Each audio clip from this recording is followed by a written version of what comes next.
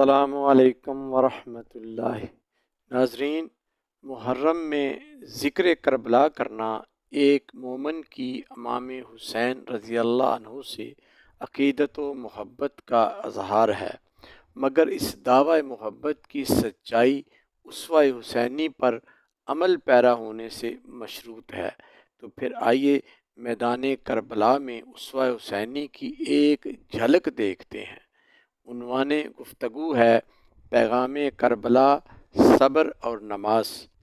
ایک مومن کا پختہ عقیدہ ہے کہ عبادت صرف اللہ کی اور حقیقی مددگار صرف اللہ تعالیٰ کی ذات وحدہ لا شریک ہے۔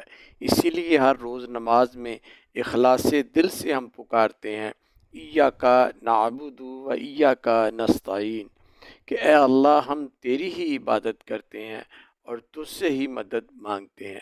اللہ تعالیٰ نے ہماری رہنمائی فرمائی اور ہمیں مدد حاصل کرنے کا سلیقہ یوں سکھایا۔ فرمایا یا ایھا الذین آمنوا استعینوا بالصبر والصلاۃ، کہ اے ایمان والو نماز اور صبر سے مدد چاہو۔ غور کیا تو معلوم ہوا نہ صبر خدا ہے نہ نماز خدا ہے، لہٰذا قرآن سے پتہ چلا کہ اللہ کی مدد درکار ہو تو اعمال صالح یعنی نماز اور صبر غیر خدا کو بھی وسیلہ بنایا جا سکتا ہے۔ مگر ہمارے موضوع کا مرکزی خیال متصل اگلی آیت میں ہے۔ فرمایا ان اللہ مع الصابرین، میں صبر کرنے والوں کے ساتھ ہوں۔ اللہ نے حکم دو کاموں یعنی نماز اور صبر کا دیا، اور دونوں اس کی رضا کے حامل، مگر خود صبر کرنے والوں کے ساتھ کھڑا ہو گیا۔ نماز افضل العبادات ہے، مگر نہیں فرمایا کہیں بھی قرآن میں کہ ان اللہ مع المصلین، کہ میں نماز پڑھنے والوں کے ساتھ ہوں۔ کیوں؟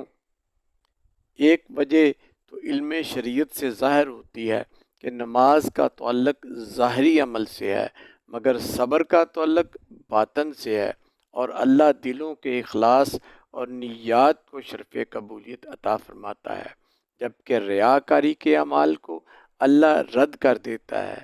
نماز خالص اللہ کا قرب حاصل کرنے کے لیے ہوتی ہے، لیکن اگر دکھاوے کے لیے ہو، جیسا کہ سورۃ المعون میں فرمایا فَوَيْلٌ لِّلْمُصَلِّينَ الَّذِينَ هُمْ عَنْ صَلَاتِهِمْ سَاهُونَ الَّذِينَ هُمْ يُرَاءُونَ وَيَمْنَعُونَ الْمَاعُونَ، یعنی پس خرابی، ویل دوزخ کا نچلا گڑھا ہے ان نمازیوں کے لیے جو اپنی نماز کی روح سے بے خبر ہیں، یعنی وہ لوگ یعنی عبادت میں دکھلاوا ریاکاری کرتے ہیں۔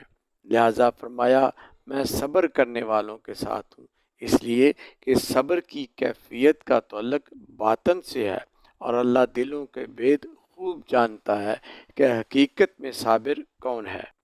میدان کربلا میں دو لشکر آمنے سامنے برسرے پیکار تھے، مگر اللہ کس کے ساتھ تھا؟ آئیے اس آیت قرآنیہ کو معرکہ کربلا کے تناظر میں سمجھنے کی کوشش کرتے ہیں۔ کربلا میں دو لشکر یزیدی اور حسینی آمنے سامنے برسرے پیکار، دونوں ایمان کے دعوے دار اور دونوں کا دعویٰ حق پر ہونے کا تھا۔ اور دوسری بات، دونوں لشکر میدان کربلا میں قیام کے دوران نماز بھی ادا کرتے رہے۔ حسینی بھی نماز ادا کر رہے ہیں اور یزیدی بھی نماز ادا کر رہے ہیں۔ لہٰذا اب اگر اللہ فرماتا کہ میں نماز پڑھنے والوں کے ساتھ ہوں تو ہمیں کیسے پتہ چلتا کہ حق پر کون ہے؟ بلا شبہ اللہ تو دلوں کے رازوں سے پوری طرح آگاہ ہے، مگر زمانے کو کیسے پتہ چلتا کہ حق پر کون ہے اور اللہ تعالیٰ دونوں میں سے کس کے ساتھ ہے؟ اس لیے زمانے پر حق عیاں کرنے کے لیے فرمایا ان اللہ مع الصابرین، قیامت تک آنے والوں سن لو میں ہر صابر کے ساتھ ہوں۔ میدان کربلا میں اللہ صابر کے ساتھ، مگر صابر کون ہے؟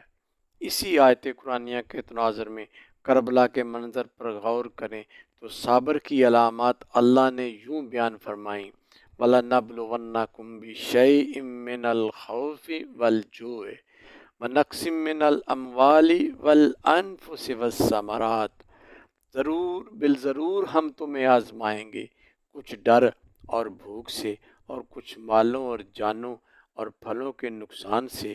کربلا میں امام حسین علیہ السلام اور لشکر حسین کے احوال کیا تھے؟